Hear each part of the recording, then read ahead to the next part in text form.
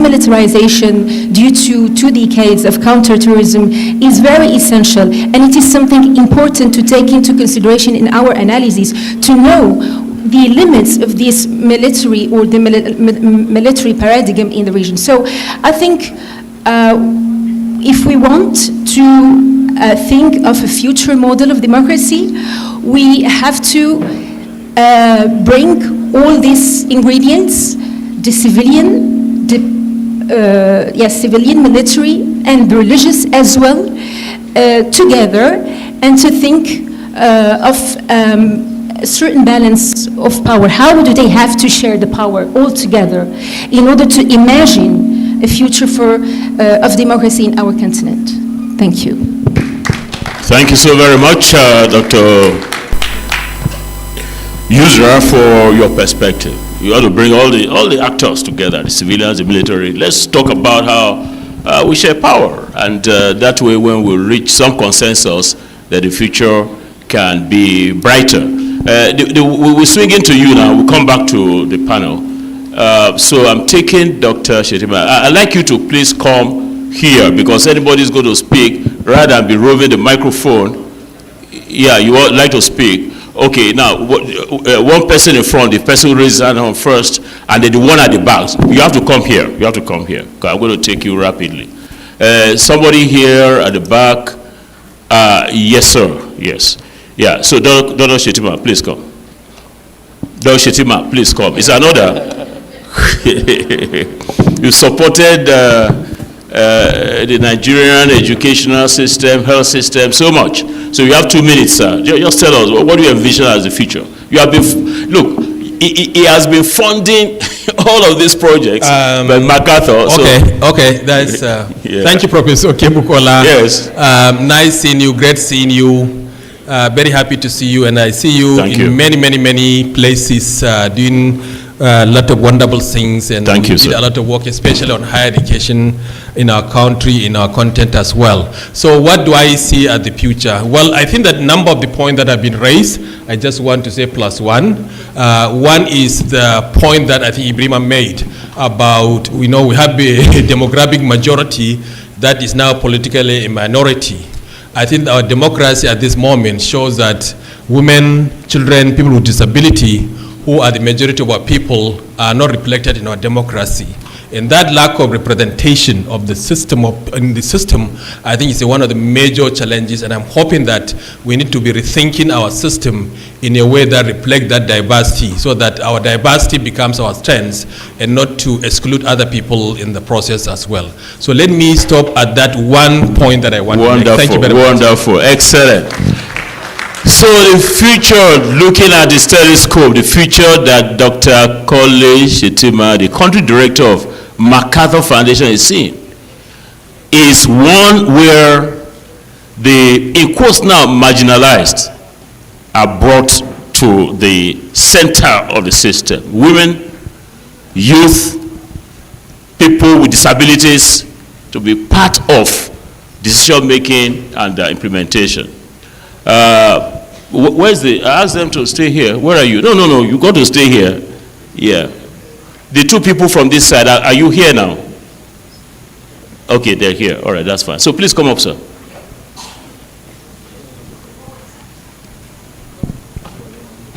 What you need to do, I introduced Dr. Kole Shettima. So introduce yourself very briefly and take 2 minutes max to give us your perspectives on the theme, or sub-theme if you like, of this panel, charting the future of democracy in Africa. Good afternoon, everyone. My name is Yar'Adua Abubakar, Media Director, Center for Peace, Advocacy and Sustainable Development. Also a former participant on the former presidential mentorship retreat, Chief Olusegun Obasanjo. I was very delighted to be in this podium because Prof is here. We were together with him last year. So I'm going to be talking from the youth perspective. Looking at from 2020, if we can see, Africa has experienced about 8 coups in Africa.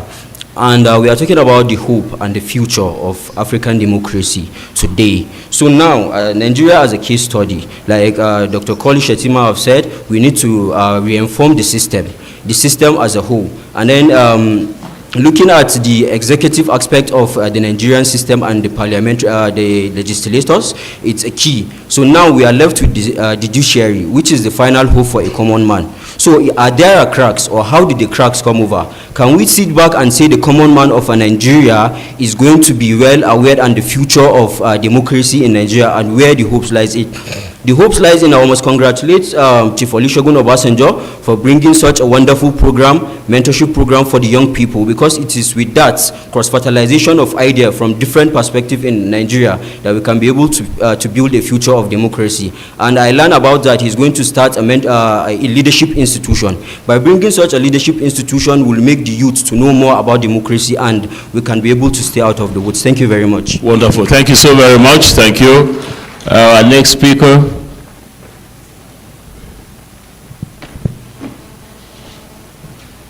Good afternoon, everyone. My name is Silvanus Udoino. I am actually the Executive Director of Community Rights Education Advancement Pathway. I'm just going to speak on from the context of a Nigerian and a grassroots activist. Looking at the future of democracy in Nigeria, I have been thinking all along while the session has been going on. You know, each time we gather like this, we have a whole lot of things to say, but and then we go out, we go back, there is no implementation. I think that we should be more concerned. We should be more concerned about the things that are going on in the grassroots, because that is where all this is actually going to be. I mean, that is where all what we are saying here is affecting them more than what those of us who are at the top level here. We should also, looking at the future of democracy in Nigeria, I mean, looking at the future of democracy in Africa, there is need for us to, we have, President Obasanjo was talking about the issue of cultural diversity. We need to also be able to reform, bring in the traditional institutions, think of reformation, think of a lot of orientation on our values, because our values have really decayed over time. There is a need for us to look onto that. There is also a need for us to, there has been a whole lot of issues around the local government autonomy, for example, which has been on at the legislation process, and I think we should also push this to the front line to make it more peculiar, make it an urgent matter to be attended to, so that the issues that are supposed to be attended to people at the grassroots can be resolved within time. Thank you. Thank you very much. Before I take on the last person, let me, the corporates over there on the gallery, we want two of you, maybe one. Can you raise your hand if you want to intervene? Or you just come, just sit down, look here? No, I don't think so. Yes? Okay, none, no copper. Yes, please come.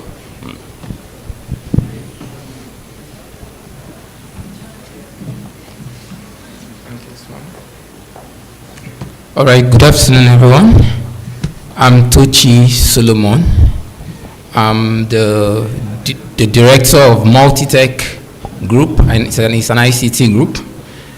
Okay, I'm actually here to talk about charting the democracy of Africa. That's the Africa tomorrow. Now, we all know that Nigeria is the giant of Africa. Now, whatever, just like the president said, whatever Nigeria does, Africa follows. That is to say, we are at the forefront. So, let's start with democracy. Democracy is government of the people, by the people, and for the people. Now, the process of bringing in the government into power is very, very vital if democracy must continue. In the last election, we all know that the process was a very difficult one. It was a very I'm sorry to interrupt you. Can we have some quiet if we may, please? Just hold on. All right, thank you very much. No, just hold on. Okay. Yeah. Can we have a little bit of quiet? Yeah, thank you. Go on. Okay, it was a very keen contest, and there were different speculations after the election. Now, democracy can be improved in Africa if we as Nigeria set the pace by looking at, first of all, the process of even swearing in the president. Now, my idea is that the idea of swearing in the president before the final outcome of the judicial judgment should be looked at. Now, what are the possible consequences of this? No, this does not just include just the president, other government officials, including the governors and the rest. Now, what are the consequences of this particular act of swearing in the president or the government even before the final judicial process? Now, this can influence the outcome of the judgment because the new government might utilize the power of the office to bend or push the judgment to its own favor. That's one aspect of it. Then also, the country resources also would have been splashed on or wasted on the wrong person if the judgment turns out that the present president is not the legitimate president or is not supposed to sit on that throne. Now, what's the solution now going forward? I would propose that, one, the election can be brought either forward if indeed we really need the date 29th May, which is the swearing-in ceremony date. If we want it to continue to be 29th, we can bring the election forward, and it will also help the process. And also, the judiciary too, we reduce the time of, because I know it's not an easy process, but if that is done, it will really help Africa going forward. So let's actually look into this and see if this will help I give the panel. Africa going forward. Thank you very much. Thank you very much. Thank you very much. Yes, we've had from members of the audience. I'm coming back to the panel. I'm going reverse order, and I'd like you to summarize your thoughts on the future of democracy in Africa. Beginning with you, Dr. Israel.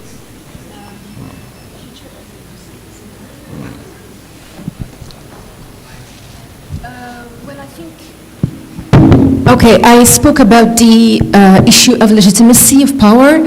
So I think there is something else that is important that we have to take into consideration in our African context is the exacerbation of inter-community conflicts that are related to the management of resources. I think about herders and agriculture, and farmers, sorry, I'm thinking in French, and farmers in the context of central Mali, for example. I'm thinking of the conflict between the Fulani and the Dogon, and it is very important to take into consideration these conflicts because they are moving into something to the dynamic of the vision. So the way the poor management that the state consider towards this conflict is something that is also threatening the future of democracy or of governance in this context. So I think taking into consideration the communities, inclusive way of managing our issues by taking into consideration all the communities is one of the most important issues and threats to the future of democracy in our continent. Thank you very much. Back to Senegal/Gambia. Yeah. Yeah, I know you focused on human rights and the other time on cultural issues. So when you talk about Senegal, you know that they have transitioned many times. You talk about democracy. Good. when you talk about civil society in Senegal, it's good. You know that when we were facing a constitutional coup attempt, the civil society raised up and said, no, you don't have to need a third term. We ended it. We elected in that tradition a young president. So now the next step was about minorities. So those minorities, among those minorities, it's not about ethnic group. Indeed, we have an issue in Casamance. It's not ethnic. It's about, geopolitical reality between the Gambia, Senegal, and Guinea-Bissau. This is my perspective. However, the LGBT issue, homosexuality, is a reality that last week the Prime Minister bring to the university. Students, you have to understand this. He brings it to the university. Why? He knew that outside it will be very difficult to be discussed. So it is a research issue.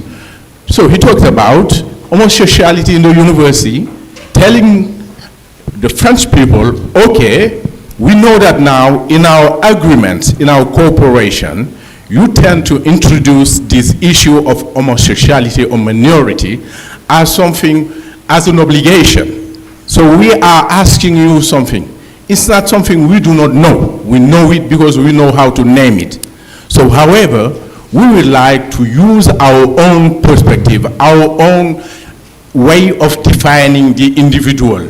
Because in the colonial state that we have inherited, we recognize the individual through law. But sexuality even is something private in Africa and morally highly moral. So we are not ready to use a law to define who is an individual, because if we compare, our president has 2 wives, the prime minister 2 wives. They are not recognized in France as individuals. So how could you ask us to recognize the sexuality of an homosexual as an individual while you refuse us to have 2 wives? So those are realities that we have to face step by step. Don't force us in the cooperation, in the agreements we are going to have in the future. So let's see how we can cope the state reality. All right, wrap up now. And our own realities. Thank you. Wonderful. Thank you, Professor Pope. Yes, ma'am. Dr. Lina. Okay. Yes. Thank you very much.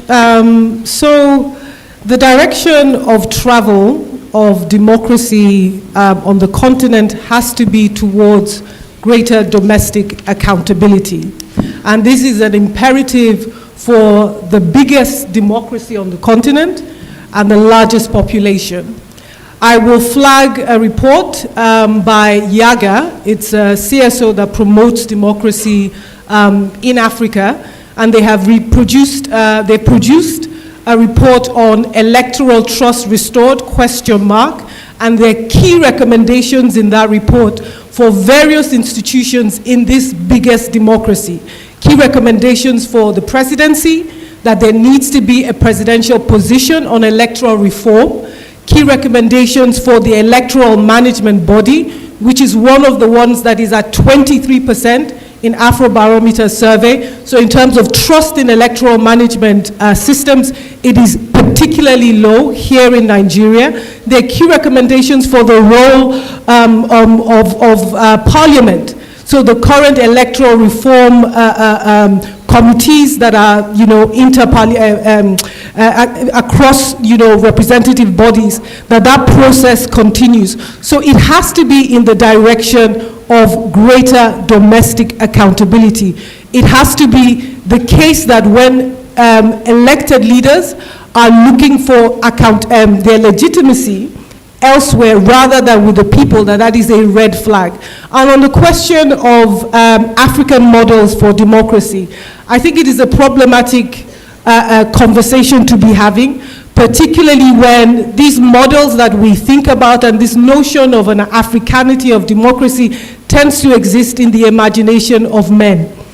Women are not included in these African models, and to the point that Prof was making, that these models do not draw upon cultures within Africa that strengthen the position of women, Pap, you were talking about marrying 1 or 2 wives. I come from the middle belt of Nigeria, from Kaduna, southern Kaduna. Before, you know, my grandmother, great-grandmother, was able to marry more than 1 husband. So there was a time in this country that women's bodily autonomy, their decision-making power over their lives and their economic power was at a level where you'd say it's problematic for feminism. So we need to be very careful about these conversations about an African model of democracy. Are we looking to culture to erode the rights of women? Are we looking to culture to erode the rights of minority groups? And I will end on this point. Democracy needs to be more inclusive. So it is a red flag if there are suggestions that democracy is less inclusive. It has to be inclusive. When your systems, your political systems, exclude groups of people, those systems are not for everybody. And the whole point of democracy is that it is for everybody and we have equal rights within it, particularly minority groups such as women. Thank you. Afro-barometer, Professor, you have the floor. My closing comments will be very short. I'm 70 years old now, and where do I draw my inspiration for hope for democracy in Africa? I draw it from much younger people looking at what happened at the Lekki Toll Bridge a few years back. The young people who took their lives and took all the risk, fought and defended the human rights of others. I take inspiration from what the youth of Senegal have done to keep democracy on track and to thwart President Macky Sall's third-term ambition. I believe that for a continent with a majority youth population, very young group, I believe that the future lies with them. And from what I've seen so far, they're going to make democracy happen because these are young people who never take no for an answer, and I hope they hold on to that. Yeah, thank you so much, the panel and members of the audience. I'd like to thank the Director General, Dr. Jacqueline Faris, for putting such a very powerful panel together. I enjoyed every minute of the contributions to this sub-theme, charting the future of democracy in Africa. And I like how Dr. Lina said it. She said the direction to travel. What direction should we travel? We know where we are now. 10 a.m. till about 12 o'clock. We'll be looking at where we were and then where we should be. Let me sum up the conclusions of this panel. We agreed that democracy should be dynamic and should reflect the changing demographics, the changing vision, mission, the changing needs of the African people in the future. And the way we work all those variables into that equation, you find that the future of democracy looks like this, like we have all agreed upon. That it should be contextualized in practice. There should be democracy that manages diversity. Democracy that focuses on human rights within the socio-cultural context. Democracy that deals with the legitimacy of power. Democracy that gives visibility to the underserved. That was brought up very stoutly by Dr. College Shetima. Serving the women, serving the persons with disabilities, serving the youth.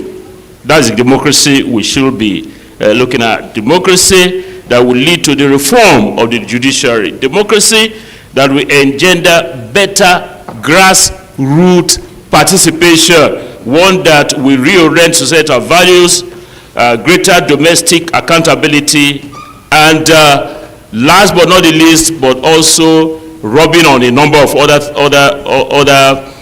things we listed, democracy that is inclusive. On this note, I'd like you to give a round of applause to my panel. And also, a round of applause to yourselves for a very exciting session. That brings us to the end of this panel discussion, and I yield to our host, who will, I'm sure, not lunch, because that's what I can see on my program here. Yeah. No, just before lunch, please.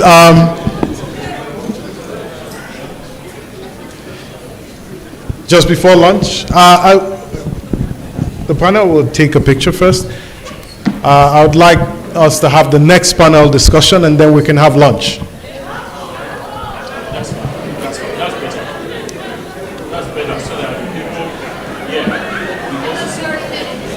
30 minutes, but this is an exciting panel. This is the youth panel.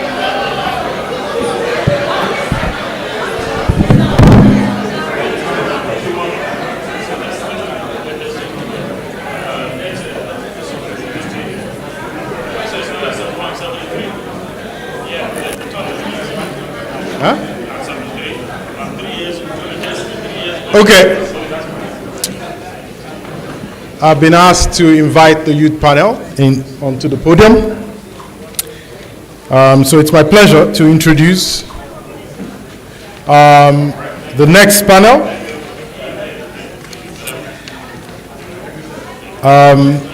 My first panelist to be introduced is Emmanuel Zulu, who is a passionate governance activist specializing in inclusive community-led governance.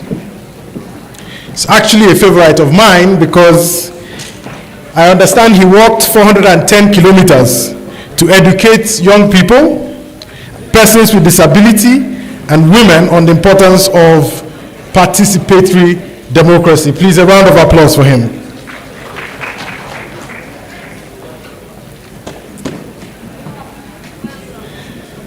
The next person I'll introduce is Nale Moyo. Miss Moyo, please come forward. She's already been introduced, so we don't need to go into that again. Next is Mr. Aliu Sani. He's a journalist. He's the vice coordinator of F24 and founding member of the Yenamer movement in Senegal, a citizen organization that contributed to generating a massive voter turnout that led to democratic change in Senegal in 2012. Sane is also a member of the board of directors of West African Networks for Defense of Human Rights and a member of the steering council of the Afriki Network, bringing together citizen movements and activists from Africa and its diasporas. Next, we have Ms. Sholakwe Shonuga, a tri-sector leader dedicated to driving sustainable development and making a transformative impact in Nigeria. She serves as the Program Policy and Strategic Partnerships Manager at Elect Her, a non-partisan organization committed to advancing women's representation in political, economic, and social life in Africa. She's a member of the Abuja Global Shapers community, driving strategic partnerships for sustainable change and national development. And finally, inviting to the podium the moderator for this conversation, Mr. Briggs Bomba, serves as the program's director for Trust Africa, a Pan-African foundation that works across Africa to promote democratic governance and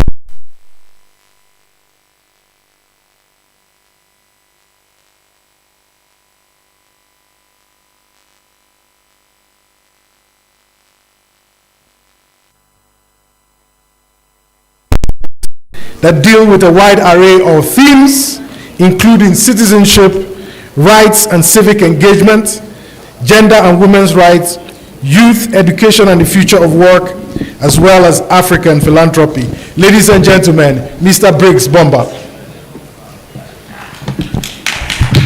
Thank you, thank you. Time is a tyrant. It's not a democrat.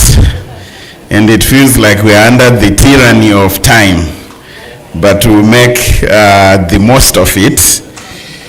We are going to change things a little bit and make this a conversation. So we won't go into,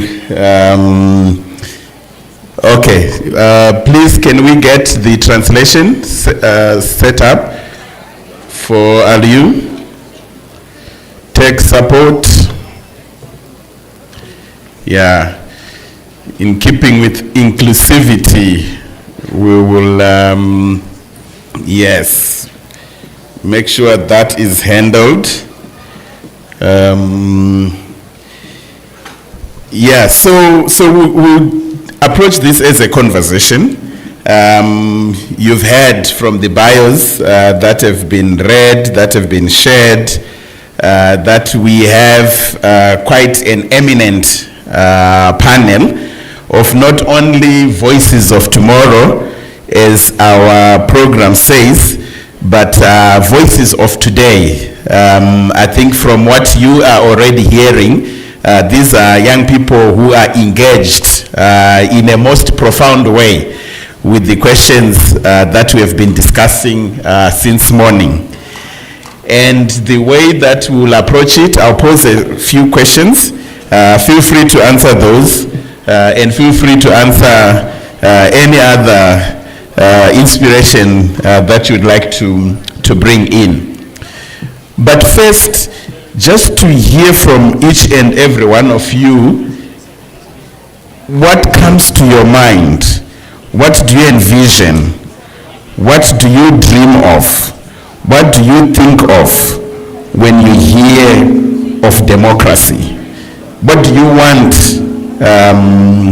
from this whole conversation? I'm not saying define democracy. I think we've had some definitions already, liberal democracy, all of these things. But for you as a young person, what comes to your mind when you hear about democracy? What do you want out of that engagement? And maybe starting from you, Emmanuel, and if you could also then speak to your engagement on the issues around democracy. Thank you very much for the opportunity given for me to speak here today. Am I audible enough, or the mic is big? I can hear you now.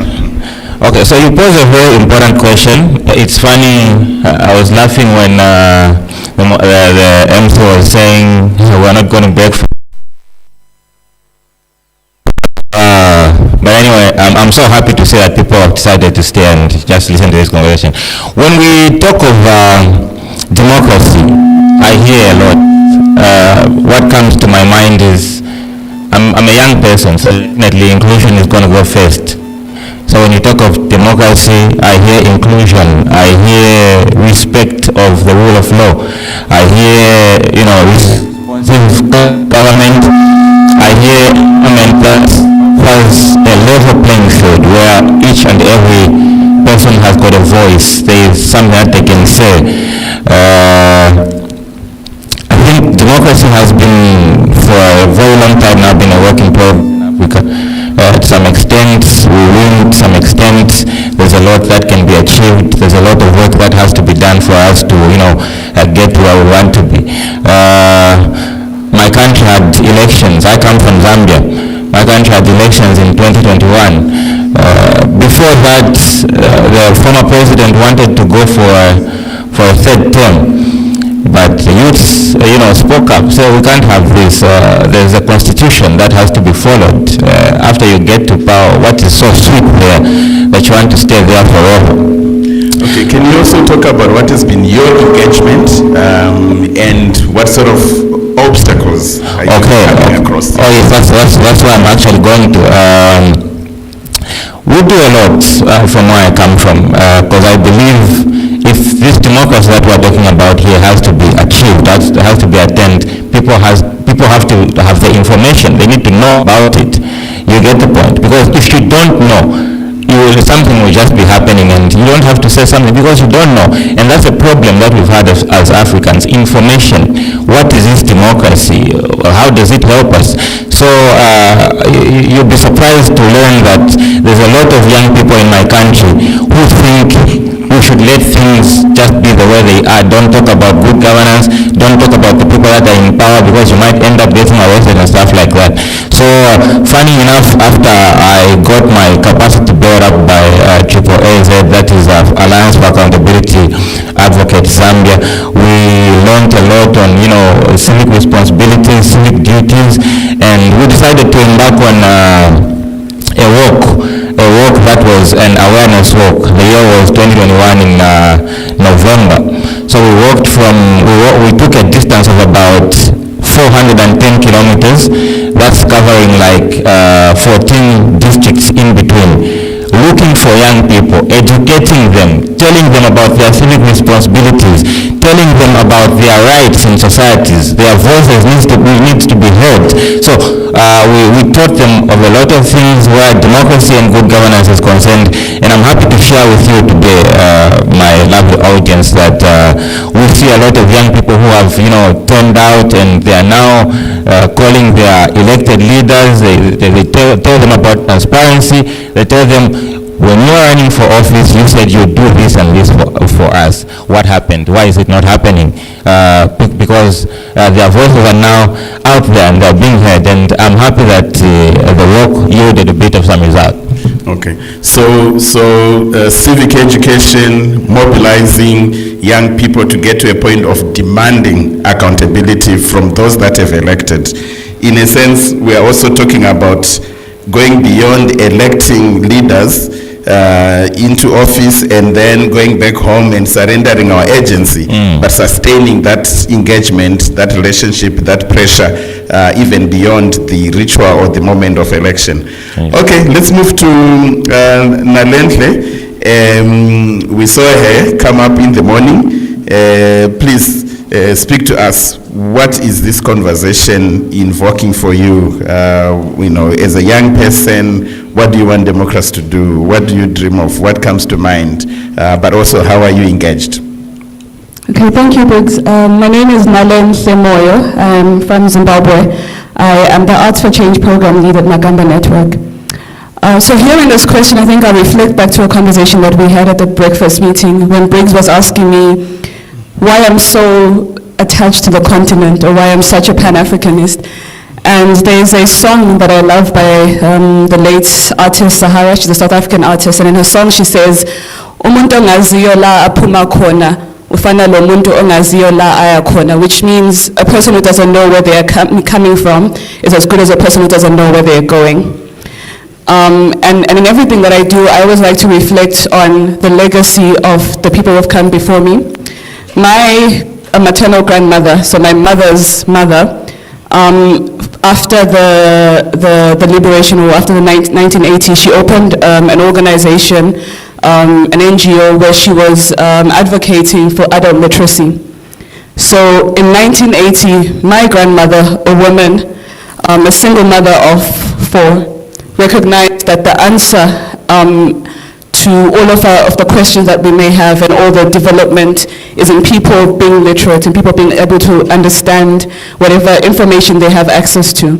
And so I look at it now, looking at what I value, being one of the things being access to education, but not just education, but access to valuable information.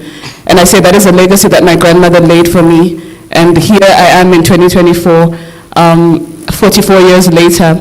And I would like to say that I think democracy it's not a one-day thing. It's not a let's wait until the elections and tell people who is on the ballot paper and then they vote. Democracy is everyday involvement. Democracy is literacy, civic literacy. Democracy is access to information. Democracy is participation. And in the work that we do as Arts for Change, we are not just saying, hey, let's entertain you. We're saying, okay, young people are involved in music, they're involved in film, you know, they're in popular culture, they are interested in fashion, and we want to use those things as mediums to transmute this information that they will need for them to be active participants, and they don't have to wait until, you know, they're standing at the ballot box to then ask themselves who's on the ballot paper. So again, democracy for me is a constant access to information, it's constant engagement, it's having, being literate, and literacy not just being able to read, but being able to understand your constitution. So one of the things that we do in our work is, before we go ahead and create the films, create music, we do a lot of research. I mean, production is a smaller element of the pre-production process, where we sit down with the young people that we work with. We help them to understand what their rights are. We help them understand what the law says. We help them to understand what their responsibilities are as well. And then by the time that we go and we create, from what you saw, the video in the morning, you can tell that she's very well informed. And so she can speak very confidently about the issue of women and inclusion in tech. And so, again, I would say democracy is about access, about information, and about constant engagement.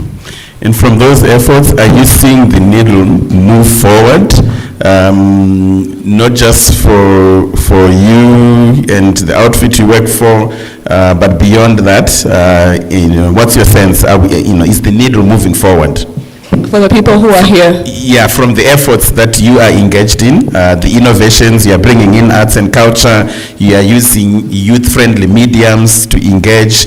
Are you seeing, progress? So, what's your sense? Yes, I'd say definitely. And I think I always like to bring it down to the individual, because sometimes you look at it and say, oh, has this big, have we changed this big law? But we can't change laws, and we can't, influence constitution if the individuals themselves are not changed. So with the people that we're looking at, we're saying this person has come into the program at the beginning, they did not have a sense of what this is about. By the time that they leave, they're confident enough to sit on a panel and talk about the issue. So I think I'll really say that the individuals being the foundation of all of our work would be the way forward and how we build towards more engagement. I like that. So focusing on the individual and building from that, going up. Okay, let's move to Alun San. Can you hear me? Please confirm that your translation is working well.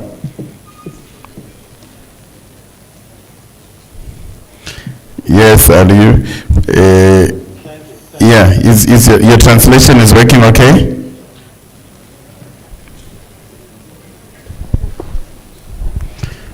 Yeah, just try and say something.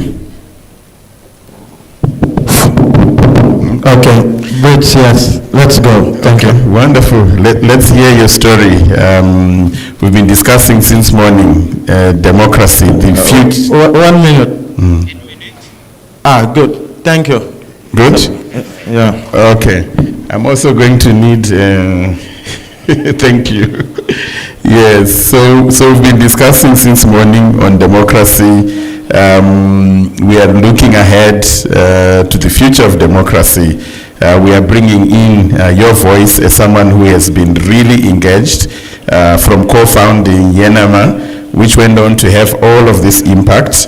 We know you are also involved with human rights networks, defenders networks in your country. You are part of social movements that are advancing this issue of democracy. So can you speak to us to say, for you, what is driving you? What is that vision? What is that dream? What does democracy mean for you? Not an academic definition, but in your everyday engagement. What does that mean, and how are you getting involved? Over to you. Ok, merci Briggs. Je ne sais pas si le système de traduction est bon pour tout le monde, parce que je vais être peut-être le seul francophone.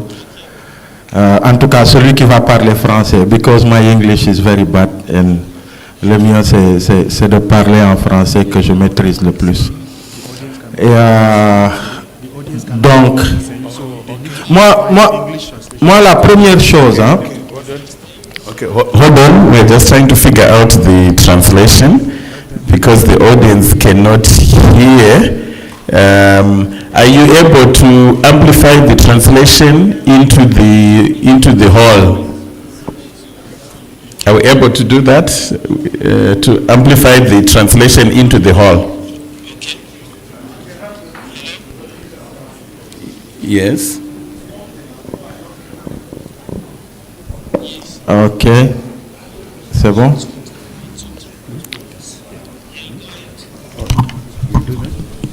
Okay. Go ahead. Let's Okay. Merci beaucoup, Briggs. Thank you very much. Donc, je disais que I was saying that moi, en tant que déjà jeune, hein, parce que quand même j'ai 42 ans maintenant, j'ai presque l'âge du président du Sénégal. I'm having the age of the president of Senegal. Ok, donc je pense que oui, parce que le mouvement auquel j'appartiens est essentiellement composé de jeunes. Ok, je peux de prendre la parole Courage to take over this amazing organization. Et c'est que la première chose, quand nous les militants on parle de la démocratie en Afrique, the first thing when we were talking about democracy, je pense que très souvent et à juste titre d'ailleurs, on parle beaucoup de ce qui ne marche pas. Often we talk about what is not working. On parle beaucoup de ce qui peut-être peut donner l'impression que les choses ne bougent pas et qu'à la limite, à la limite un tableau pessimiste de la démocratie en Afrique. Mais moi en tant que Africain du Sénégal, as African I am from Senegal, qui ces 13 dernières années a fait beaucoup l'Afrique, from the past 13 years, a beaucoup partagé en Afrique, a beaucoup rencontré sharing some of my experience in Africa, des jeunes de notre génération, to impact the youth of our generation. Je peux quand même dire qu'au-delà de tout ce qui se dit, qui ne marche pas et qui est vrai, that is not working, je pense qu'il y a de l'espoir. Il y a un vrai il y a un vrai qui se passe en Afrique. Et je pense que ça aboutit aujourd'hui. I believe that is getting somewhere. Au Sénégal, par exemple. In Senegal, for example. C'est pas une fin en soi, c'est pas un aboutissement. Mais je pense que il y a 15 ans, 20 ans derrière, we believe that 15 years, 20 years back, on aurait dit que le Sénégal pourrait élire they told us that Senegal can elect un président aussi jeune que Bassirou Diomaye. We never thought that Senegal je pense que beaucoup auraient douté et pourtant c'est arrivé. People are doubting, but it has come. Voilà, à la limite on l'a pris de la prison où il était pour l'amener à la présidence de la République du Sénégal. Et beaucoup de jeunes se sont exprimés pour que les choses en soient ainsi. Et quand je parle aussi d'espoir et de bouillonnement, moi personnellement, je me retrouve à travers cette jeunesse. Et justement, pour parler de démocratie,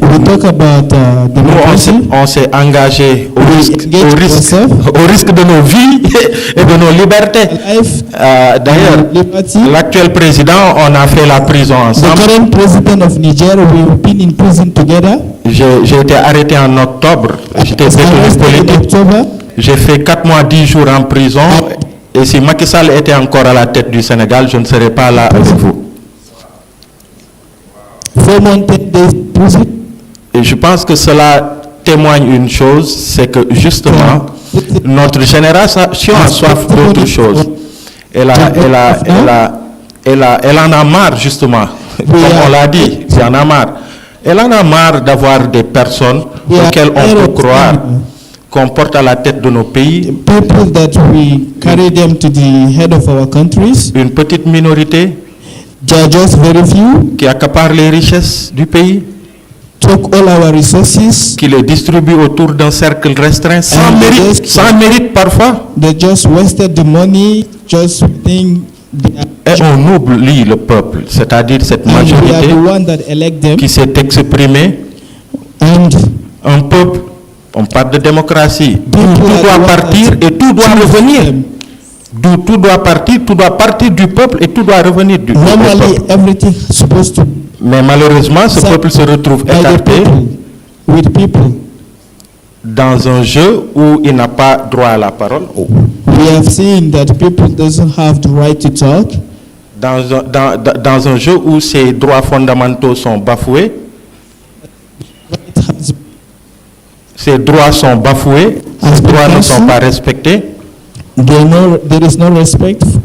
Et dans un jeu où, en parfaite violation de nos constitutions en Afrique,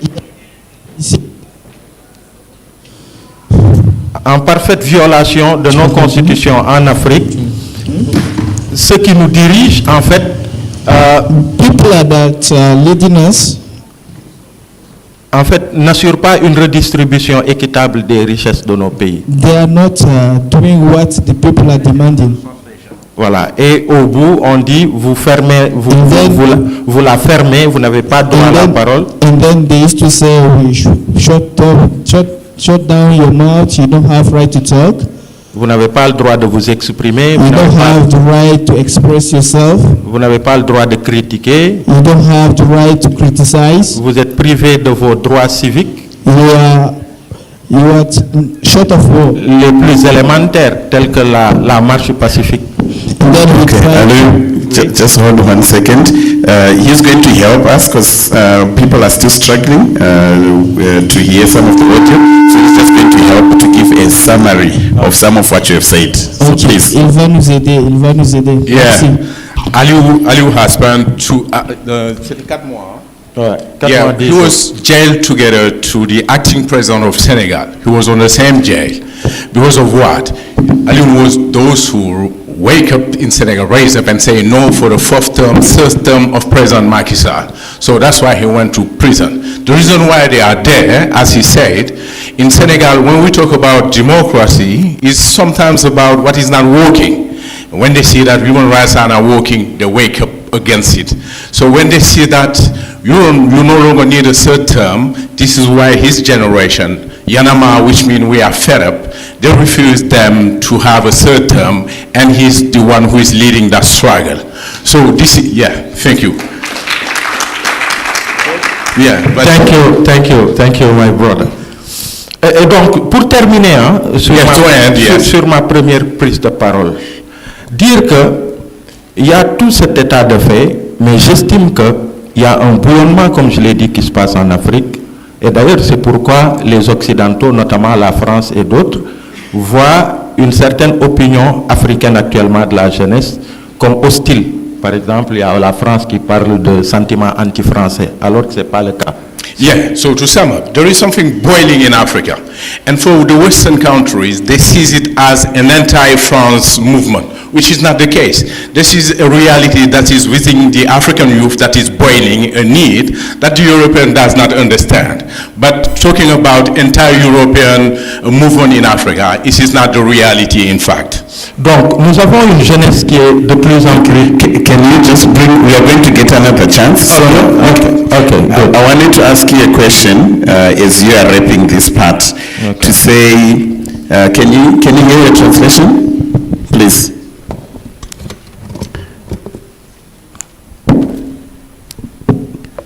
Yes, you can hear the translation. You can hear? The channel. Translate, please. Hello. It is in one, but. Okay, good.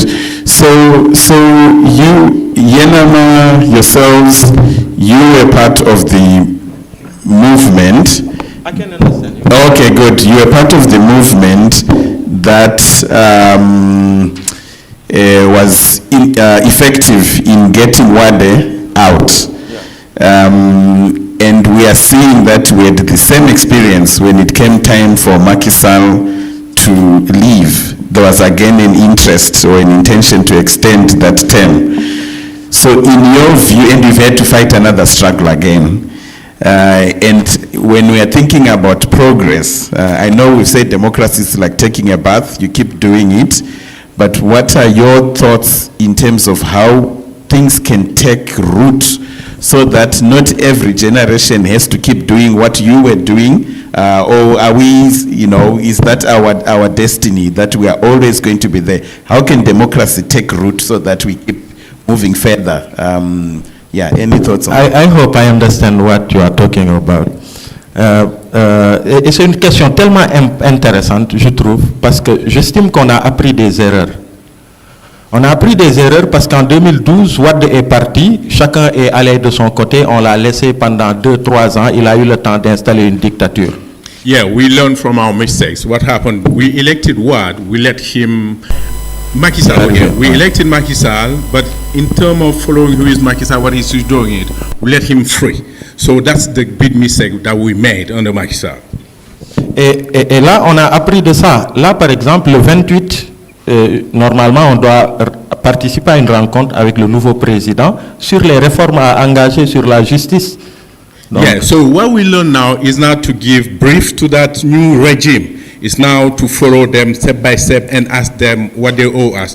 Next week, we are going to meet them about reform, judiciary reform. This is the step, the struggle we will have to face them and to talk about it. Et sur la table du ministre de la Justice aussi, il y a une proposition de loi sur laquelle on a travaillé depuis toutes ces semaines, qui est déposée là-bas. C'est une proposition de loi portant protection des défenseurs des droits de l'homme au Sénégal. Great. So right now, the judiciary system and the Minister of Justice has a law that we have wrote and then and asking him to bring that law to defend those who are defending the civil society human rights issues in Senegal. The law is there. We canvass it and then give it to him for the next step to take. All right, please give him a big hand. Yeah, even with some of the translation challenges, the point is very clear. There should be no honeymoon to newly elected leaders. That's what we're hearing from you. That's the big correction that the movements in Senegal are doing this time. No honeymoon. We are constantly keeping their feet to the fire. So good insight there. Okay, let's bring in Solape. Sorry to keep you waiting for a bit. So elect her. What is this conversation evoking for you? When we say democracy, what are you envisioning? What do you see as a young person? What is that dream that you are seeing, and how are you engaging? Thank you very much for that question. And hello, everyone. My name is Shalakwe Shonoga. I work with Elector, which is an organization that is advancing the inclusion of women in political leadership, public life, economic life, and social life. And so you can already imagine that I will be emphasizing the inclusion of women a lot in this conversation.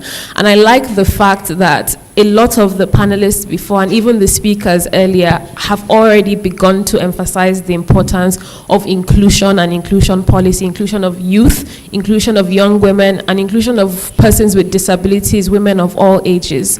Because at the end of the day, when you look at it, democracy is representation and it's accountability and it's information. But democracy is looking at leadership and seeing somebody that looks like you. It's looking at the people that are making the decisions on your behalf, that are going to shape your livelihood and shape how you live your life on a daily basis, and ensure, and you are assured of the fact that when they're making those decisions, your lived experiences are being considered at the table. And that's some of what we do at Elector, and also a lot of what I do, and have been doing for quite a while. The inclusion of young people is something that has been echoed a lot in Nigeria and across Africa, and we have a milestone bill in Nigeria now, which is the Not Too Young to Run bill that was passed a few years ago.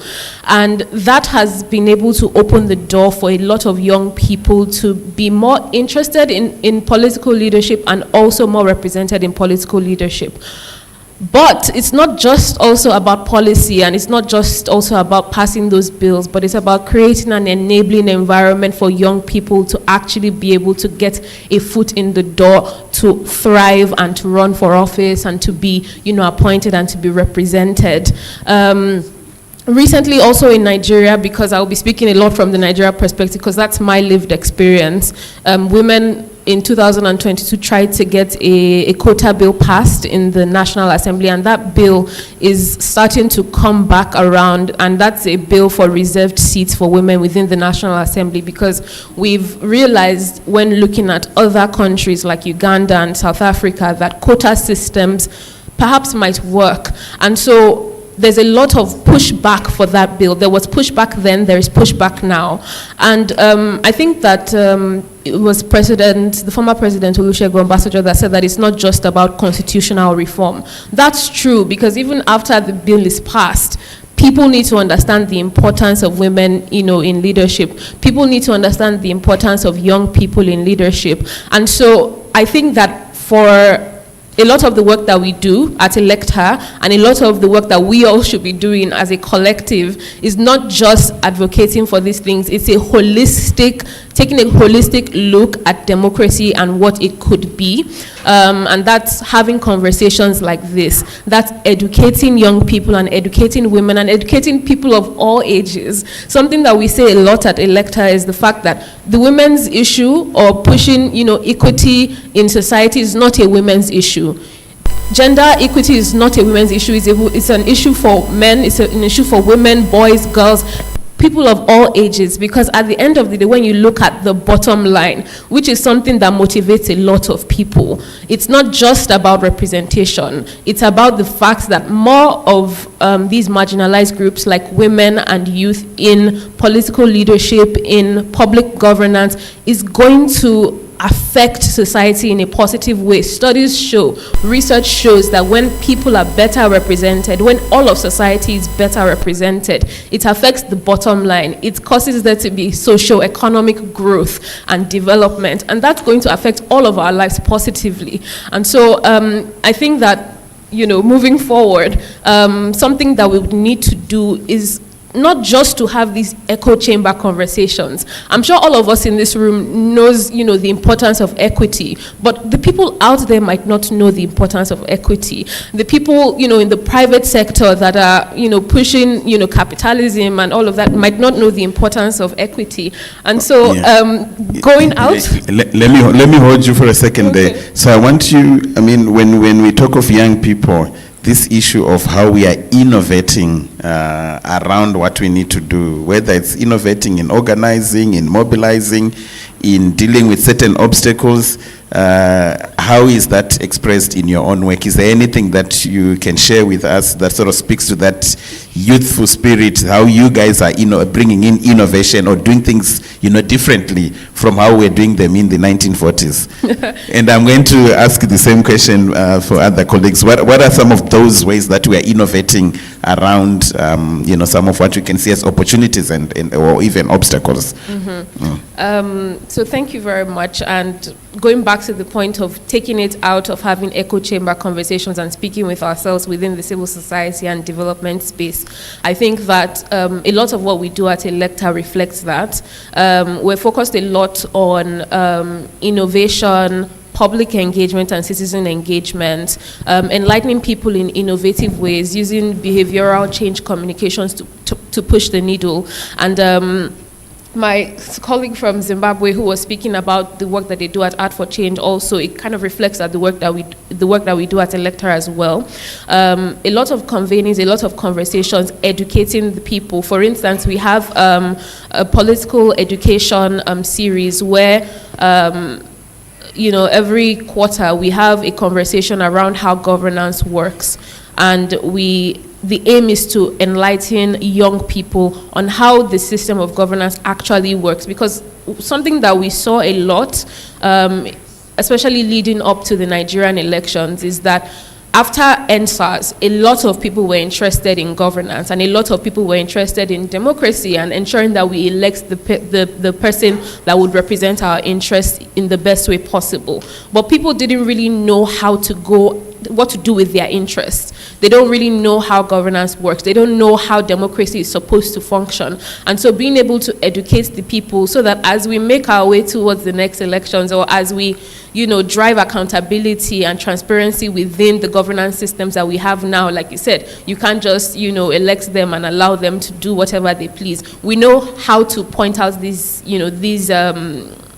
the gaps that we see in society. We know exactly what to do to call the government out when they need to be called out and to praise them when they need to be praised. And also, as we make our way towards the next elections, we know what what to do to mobilize, to build capacity, to mobilize resources. Young people need resources to run. Running for elections is very expensive. And so even if we have a bill that says, young people can run, what are we doing to help them to be able to run? Another thing that we do at Electa is try to mobilize resources for young women that are looking to run for office. And that's something that we did in the last elections and something that we'll still do in subsequent elections, because at the end of the day, if we don't put our money where our mouth is, we're not doing How anything successful at all. have been those efforts, mobilizing resources? So we mobilized resources through the Agenda 35 campaign, and we had 8 candidates, 8 young women that ran in the last elections, and it's a non-partisan fund across, all the geopolitical zones in Nigeria, across.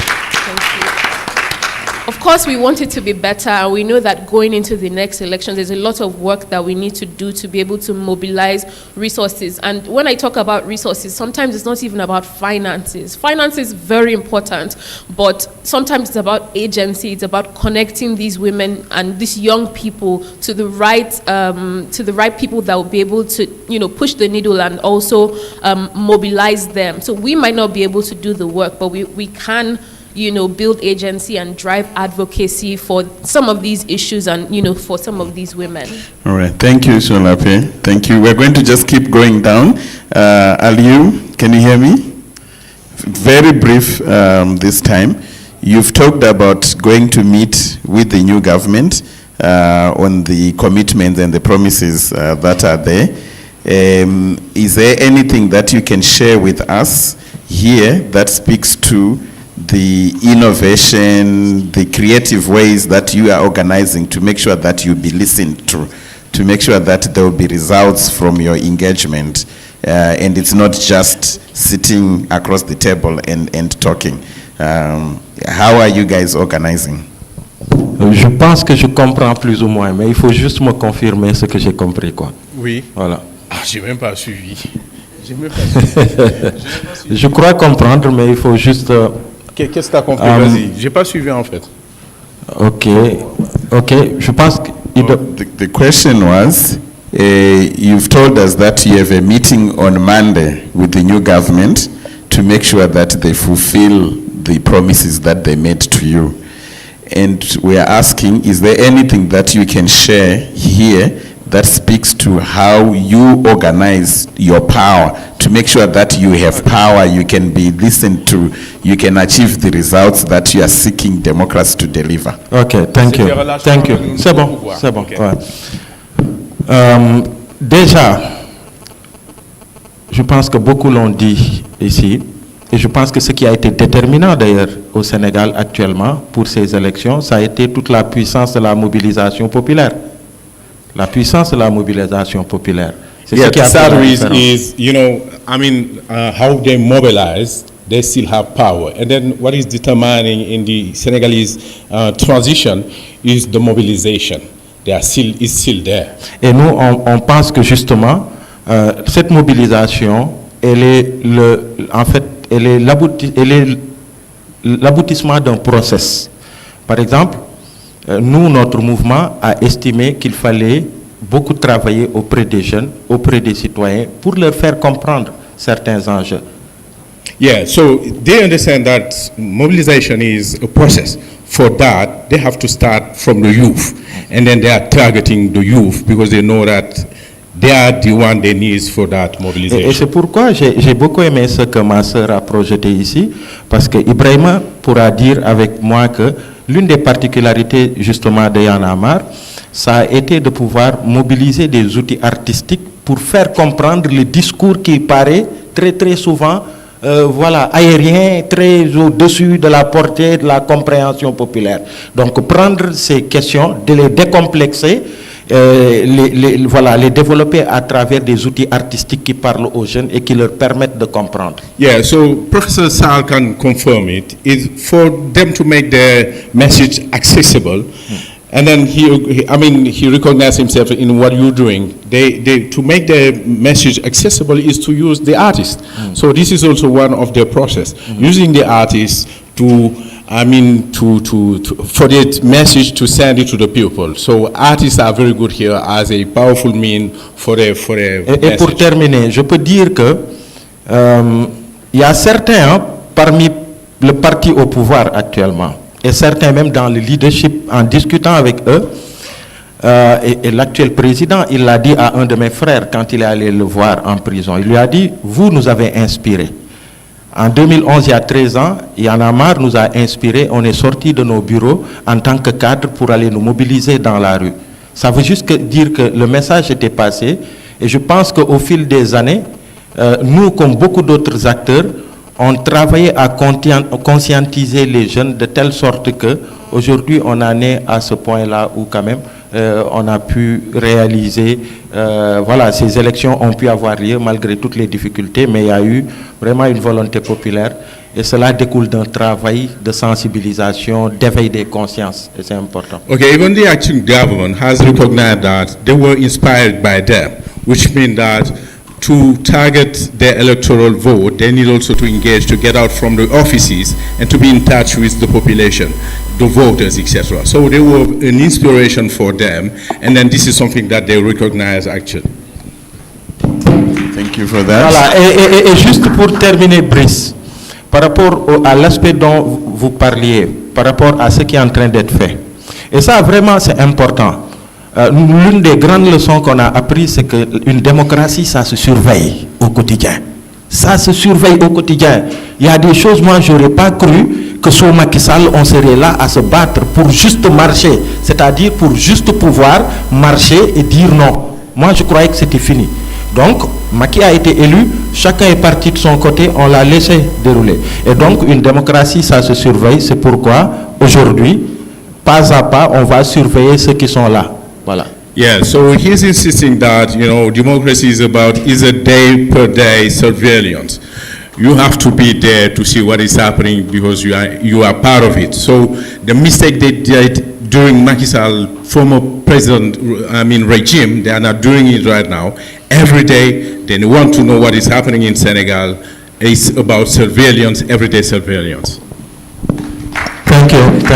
Thank you very much. So I do feel like Lindley and Emmanuel, you did touch on some of the innovations around this. So I'll invite you to come in if there is anything that you can speak to in terms of some of the obstacles that you are coming across as you are organizing, as you are mobilizing, as you are seeking to achieve what you are seeking to achieve. If you could speak a little bit to that, and any ways that you are making around that. Then I'm going to open up and hear if there's one or two questions from the audience before we go for lunch. Thank you, Briggs. So earlier I spoke about the aspect of ensuring that people are informed, but what we found is that there is a feeling of apathy sometimes among the youth, especially if you know the history of Zimbabwe, if you know the economic challenges that we faced, that can be very discouraging, especially for a young person who is at the age where they expect that they should be working, they should be formally employed, making money, and investing towards their future. So there's a feeling of people want to leave the country. In Nigeria they call it Japa, if I'm not mistaken. We also have a version. I think if you go to any country in the world, there's definitely a Zimbabwean and there's definitely a Nigerian. It doesn't matter where you are. And which is very unfortunate because it means that young people are feeling demotivated to be in the country and to be part of the conversations. That is a challenge, but it's also an opportunity for us to see how do we ensure that young people remain engaged and feel like their engagement is actually meaningful. So one of the things that we do, we call it closing the loop. We have the information, we engage with the young people, and then we engage with the duty bearers.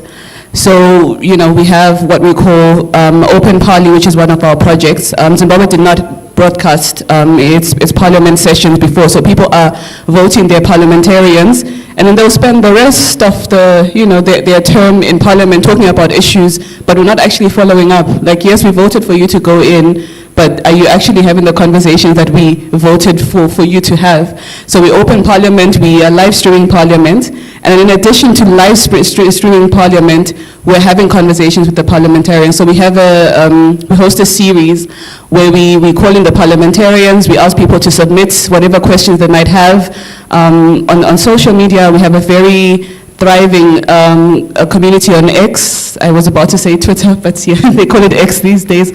And people submit their questions. We do it on Facebook Live. And so we want it to be, you're not just getting information, you're not just voting this person in, but you're keeping them accountable. So this is where the transparency and accountability aspect comes in, and that's what keeps the young people engaged. And I think that could potentially solve the problem of hopelessness, because if you're just screaming into nothing, into a void, and there's no feedback, then it feels like what you're saying does not matter or it has no value. But if we bring those leaders into the space where the young people are, we're saying, hey, we're having a music festival. Yes, the songs are about some of the things that are wrong about the country, but we're going to sing, we're going to dance, and then after we've sung and we've danced and we've relaxed a little bit, let's talk about it. And they're more likely to come and allow us to engage them on that level. So I'll say closing the loop, very important, ensuring that we're having conversations and we're not just here complaining and not actually hearing out the people who we've put into power. Okay, thank you. Emmanuel, would you like to add anything to this before we go to the... Oh, yes. Yeah? I would love well, when it comes to innovation, so where I come from in Zambia, there's we believe in molding young people at a very, very tender age. Like this is when they just leave like high school, which is grade 12. I don't know what you call it here. We call it grade 12. That's a final grade. So I and my team, last year we introduced a program called a School of Public Speaking. So we did it strategically. We had a lot of people who had registered, a lot of young people who have just left school. They had registered to come and learn public speaking skills, because they do debate in school, but you see debate is like shouting. So when they come, when they enroll, then we'll give them critical topics like, this coming Saturday, you'll be speaking on good governance. What is good governance? So it will trigger their brain to start thinking outside the box. So I've been given to talk about governance. First and foremost, they would love to start by understanding what governance is. Then when they understand governance, they now bring in the aspects of good governance. So we are giving them you give them a topic and they get the information themselves, and then they begin to ask themselves questions like, if I'm researching on inclusion, and if I look around my city or if I look around the country, there's no youths being appointed to office, there's no this and this is not happening, they now begin to have that passion to say, what must I do then? Then that passion, again, we encourage them to say, you see, it's not enough to have passion. You need to have a strategy on how you can execute your passion. Does it just end on you having passion and you stay home, or you make a tweet, or I don't know if you call it X or a Facebook post? You need to at least bring out some actions. And we have a lot of young people who are coming up with radio programs now from that school of public speaking. These are people who are just like 18, they are just like 19, and they are now beginning to go to radio stations and they are saying the kind of development that they want to see in their constituencies, in their towns, and in their wards. And I think we are proud to see that. We are shaping a future that I think that will be, thinking in a more different perspective, and like what has been happening. All right, thank you. Please, let's give our panel a big hand. I think they've done a really good job under the tyranny of time and schedules. We just want to check if there's any questions. Yeah, I can see a hand there. Do we have a roving mic? Okay, please come up. Let's see if we can take 4 questions, and then we'll wrap it up at that with our panel. Yeah. So please come up this way. Is that working? Yeah. It's working. Yeah. Okay, so you can introduce yourself. Yeah. Introduce yourself and good afternoon. Well done to the panelists. My name is Tine Ageno. I work with Women Environmental Program. We are working at the intersection of gender and climate change. And then, of course, we work to see to the inclusion of women in leadership and decision-making spaces. I realize that democracy is a system of government that calls for the inclusion of all.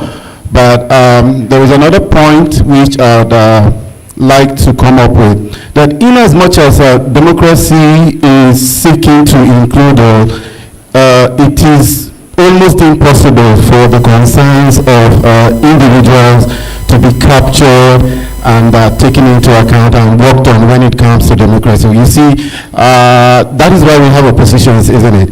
And so oftentimes you see that democracy really takes into account the concerns of some individuals or the majority of individuals. So going forward, it will be important for democracy to find an optimal way of reconciling the various individualities, if at all there is a word like that, to ensure that the concerns of not just the majority of the groups, but of course of all groups, including individuals, is taken into account. All right. Thank you very much. Please come up.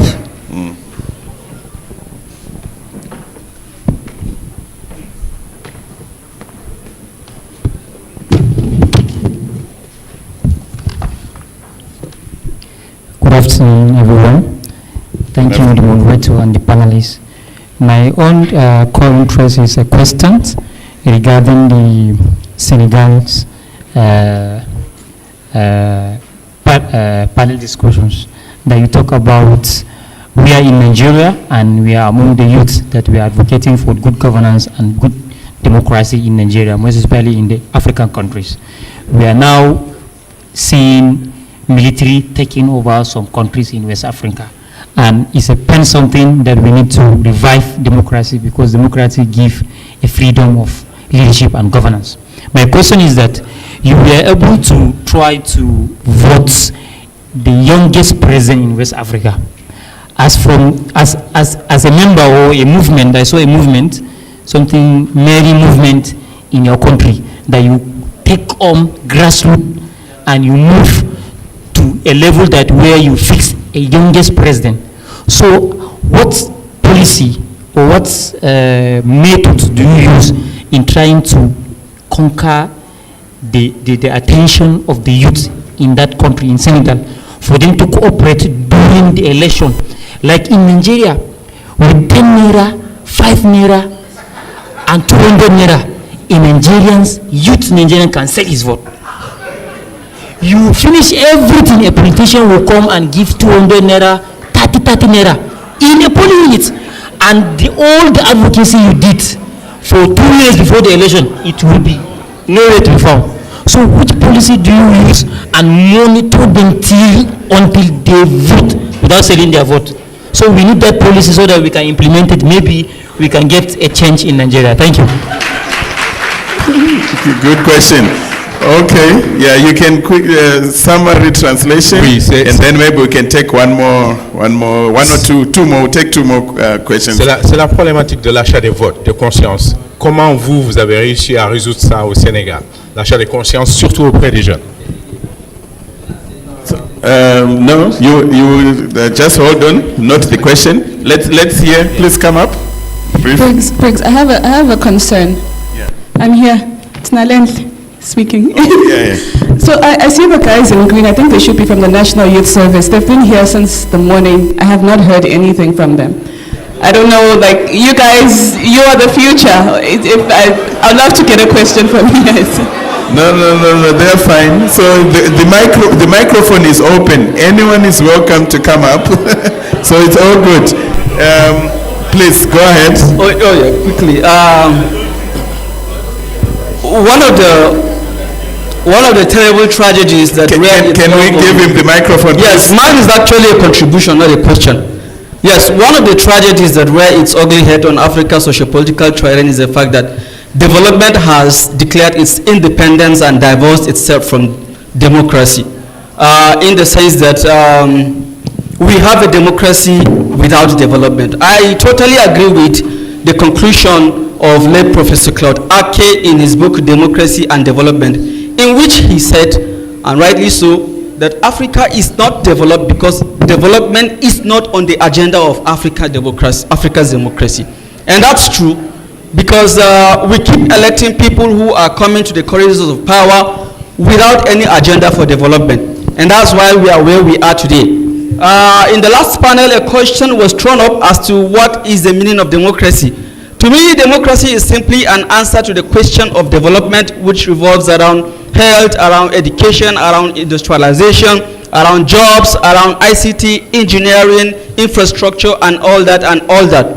So, when we continue to have a democracy that is not proffering solutions to the challenges plaguing us as a society and as a people, it therefore presupposes that the people who are in the corridors of power do not have our interest at heart.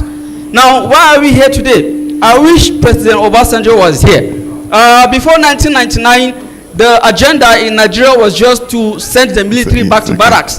So we succeeded in doing that. General Abdusalam Abubakar, gentleman general, was generous enough to bring an end to military rule. So we got democracy. 24 years after, we are now beginning to question, why are we not where we ought to be? Why? Because we keep electing people who because of time, I'm just, you're very clear. But the future of democracy in Africa, quickly. The future of democracy in Africa can only become brighter when we have an enlightened electorate. When you have an elected electorate will elect the kind of leaders they want. It's all good, my brother. The agenda of development. We can hear you. Thank you. No, it's okay. It's okay. Some of these conversations, we're going to take them bilaterally or in small groups. So this is not the end of it. But democracy should be about development. We heard you. Please come.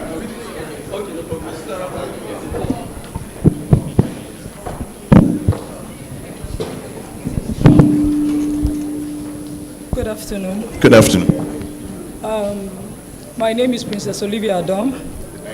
Okay. My name is Princess Olivia Adam, CEO 360 Degrees Entertainment, and a passionate Nigerian, Pan-African, and okay, yeah. So thank you. Sorry. Good afternoon, everyone. My name is Princess Olivia Adam, CEO 360 Degrees Entertainment Limited. We are a media and entertainment company that promotes and projects entertainment with impact.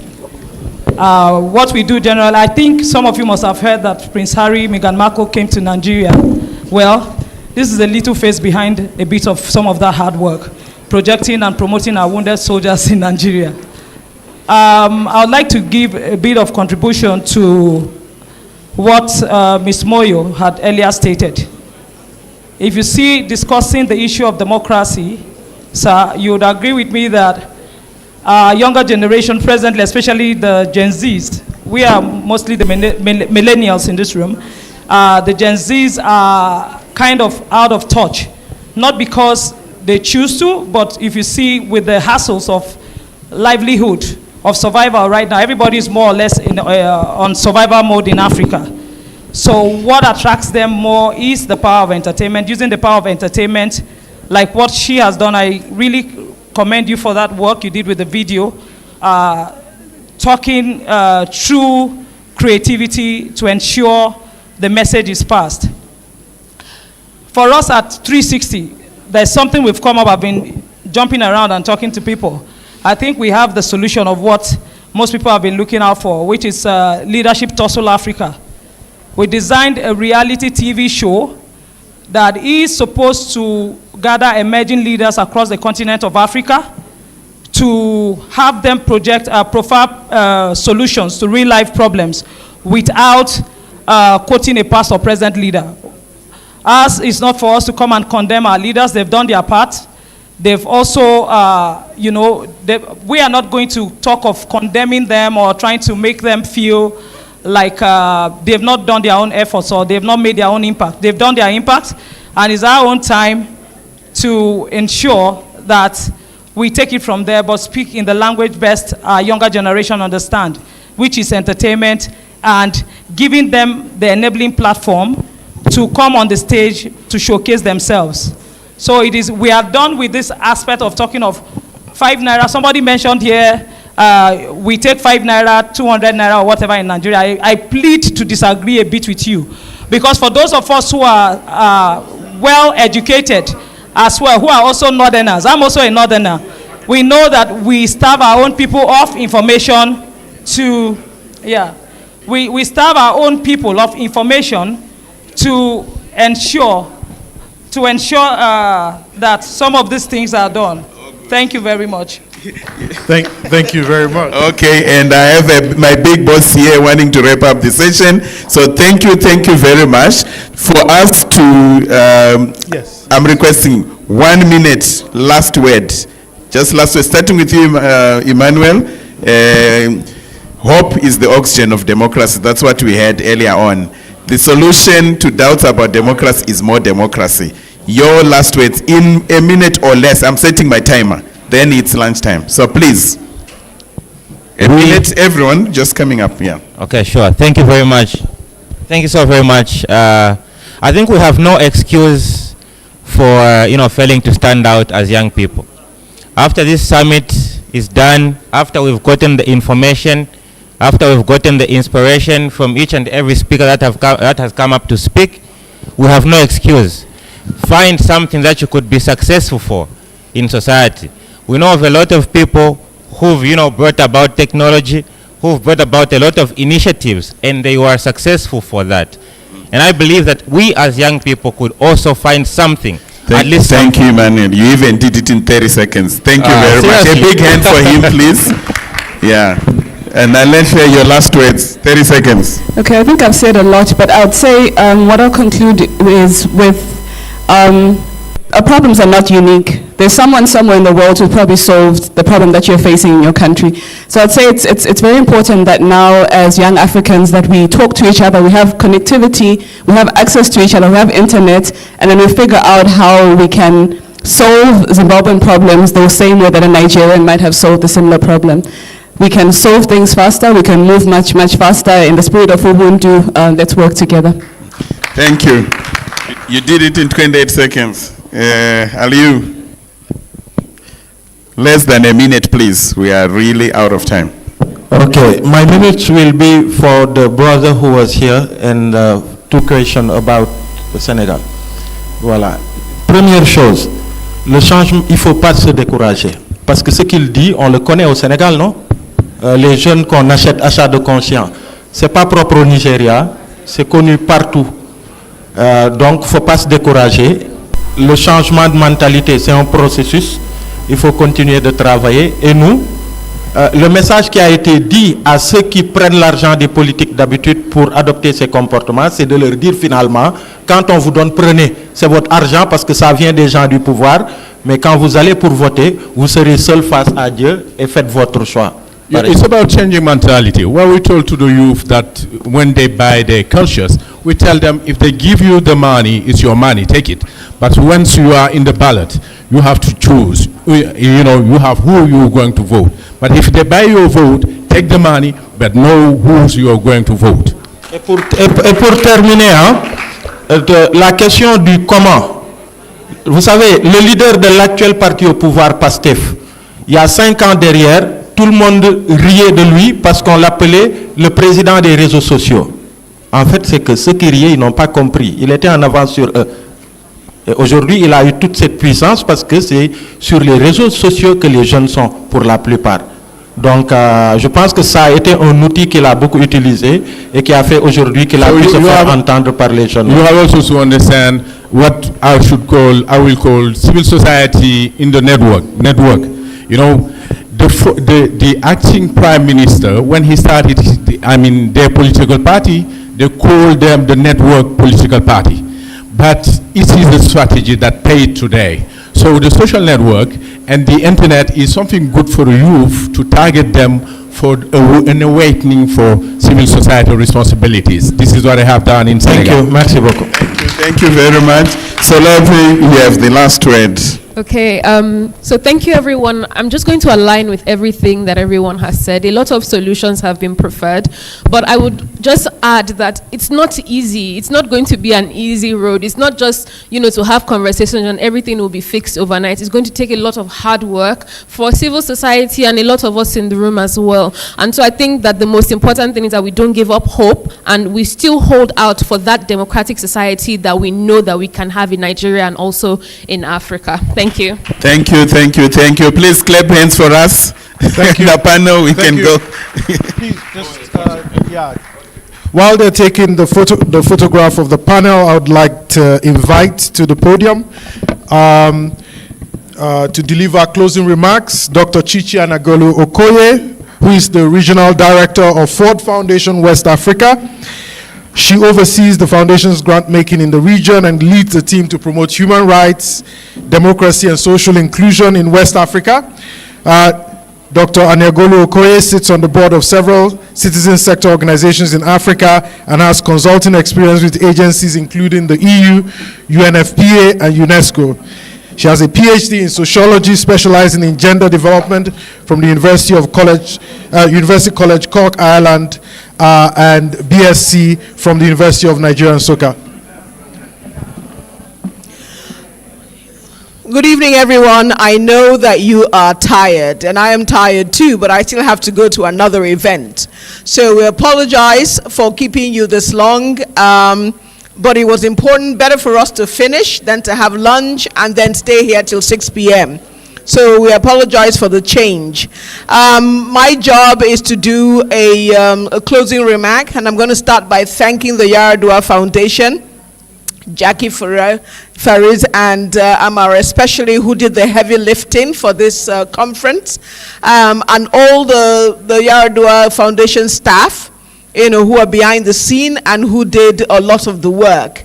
I also want to thank Trust Africa, who made this an African conversation by making sure that people from other parts of Africa came, but who jumped on this as soon as they were informed that this conference, this summit was happening, and we're really delighted that they were able to come on board. This is the kind of partnerships we want to see. We want to see more collaboration between our civil society organizations across Africa and of course between our partners.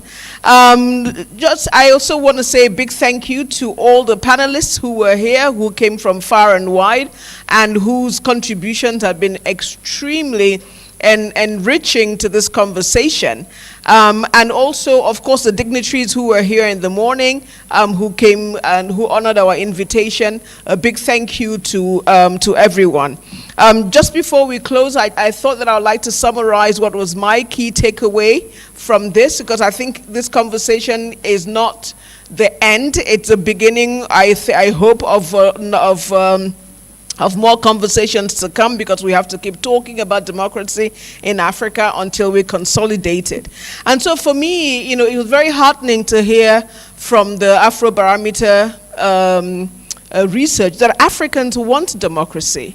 So this is not a question of people not wanting democracy. Who doesn't want to be part of what, the decisions that affect their lives?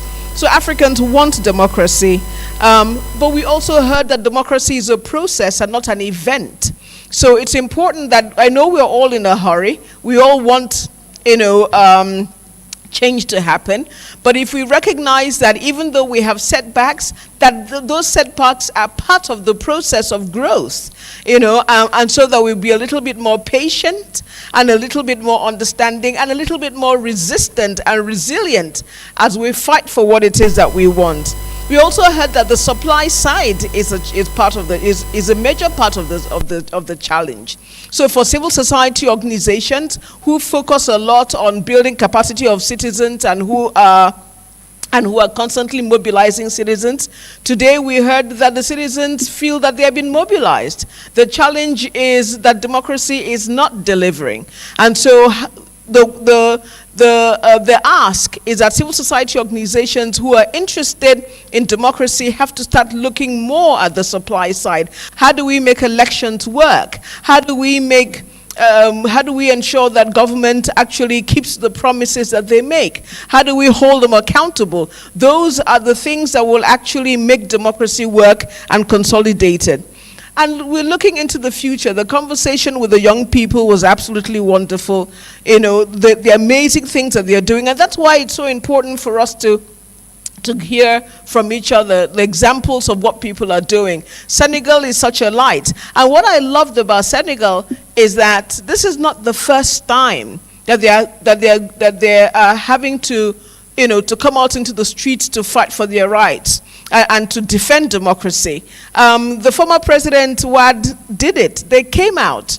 And now it was Macky Sall. They came out again. They didn't say, oh my God, it didn't work, the kind of things we do in Nigeria and say, oh, we've already done that, it didn't work, let's all jackba and the rest of it. They stayed, they fought, and they did it. So I think it's a very good example for Africa, especially for West Africa, and for young people who are looking for change. Maybe Senegal is a place that we need to start, learning lessons from. We also have learned that ethno-religious differences are part of the challenge we have. We heard Chukwumerije's poem, and that's something that is such a barrier for us, and something that we need to consciously become aware of. Because, when the president is from our part of the country, everything is hunky-dory, even when we know that we are suffering, but we don't want to do any criticisms and the rest of it. And the end of the day is that the price of food is the same for everyone. And so we all have to recognize that we're all Africans, and we have to look at Africa from a Pan-African perspective and to say, what is the Africa that we want to see, and who is it that can take us there? I tell people, give people this example all the time. I'm an African, I'm Nigerian, but I got a scholarship to do my master's and my doctorate in Ireland. I didn't know anybody from Ireland. I didn't have anybody from Ireland. I wrote an application. I'm like, this society was able to benefit me all the way from Africa, because it is a functioning society. Nobody from my village is running anything in Ireland, but I was able to benefit. So if our countries are working, if our countries, are functioning, everyone will benefit. It doesn't have to be somebody from your village. Everybody will benefit, and that's something to take away. And I think that, finally, one of the speakers talked about, quotas for women, and I just wanted to respond to that. I think it's important for us to fight for quotas, to fight for, different things with government, but we have to recognize that the reason that we're needing quotas, the reason that we're needing these struggles is because the elections themselves are not working. Somebody asked me, do you think that people will vote for women in Nigeria? And I'm like, well, we've never actually had elections in this country. And the day we have elections, that's when I can answer the question as to whether women can or cannot win votes. Because if you have elections that have to be manipulated all the time, how do we know whether Nigerians have matured to the level of having women? So if we are in a situation where we are constantly having to ask for things that we should get because elections are working, let's focus on what needs to be fixed. Elections are the heart of democracy. And until we have the elections working, until people's votes count, until people are able to hold elected officials accountable because of the votes that they have, because the only reason a politician will listen to you is because they know they have to come back to you in 4 years' time or whatever to ask for your vote. If he doesn't have to come back to you, I don't care how much advocacy you do, they're only going to do the bidding of those who are going to make sure they come back. And that's why we are stuck with godfathers and the rest of it. So let's try and ensure that we are in a position to actually fight for democracy. And at the heart of that democracy is election. The heart of democracy is the supply side. And I thank you so much for this conversation. And I hope that we will be in a position to come back in a few years' time and be telling the story of another Senegal somewhere else in Africa. God bless you.